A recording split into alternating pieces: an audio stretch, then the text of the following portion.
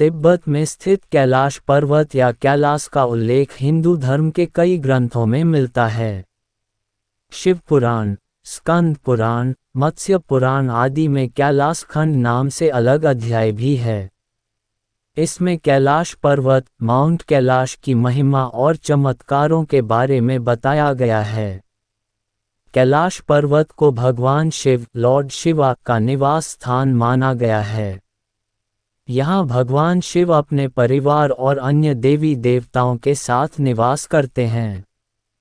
कैलाश मानसरोवर की यात्रा के दौरान इस पर्वत की परिक्रमा की जाती है।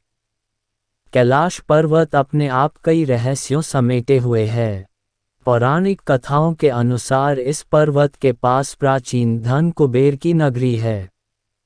मान्यता तो ये भी है कि जो व्यक्ति अपने जीवन काल में अच्छे और पुण्य कर्मों को करता है, मृत्यु के बाद उसकी आत्मा को कैलाश पर्वत पर स्थान प्राप्त होता है। जानते हैं कैलाश पर्वत के उन रहस्यों के बारे में जो आपको हैरान कर देंगे। धरती का केंद्र है कैलाश पर्वत। धरती के एक ओर उत्तरी ध्रुव और दूसरी ओर दक्षिणी ध्रुव है। दोनों के बीच हिमालय स्थित है, जिसका केंद्र है कैलाश पर्वत। वैज्ञानिकों ने कैलाश पर्वत को धरती का केंद्र माना है। धार्मिक दृष्टिकोण से कैलाश पर्वत दुनिया के 4 मुख्य धर्म हिंदू, जैन, बौद्ध और सिख का केंद्र है। अजेय है कैलाश पर्वत। कैलाश पर्वत की ऊंचाई लगभग 6600 मीटर है, जो कि दुनिया के सबसे ऊंचे पर्वत माउंट एवरेस्ट से कम है। माउंट एवरेस्ट पर कई लोग चढ़ाई कर चुके हैं, लेकिन ऊंचाई में इससे कम होने के बावजूद भी कैलाश पर्वत के शिखर पर अब तक कोई भी नहीं चढ़ पाया है और यह आज भी अजेय है। पर्वत के शिखर पर कोई नहीं चढ़ सका। कैलाश पर्वत के शिखर पर चढ़ना निषिद्ध है। लेकिन 11वीं सदी के एक बौद्ध भिक्षु योगी मिलारेपा ने कैलाश पर्वत पर चढ़ाई की थी।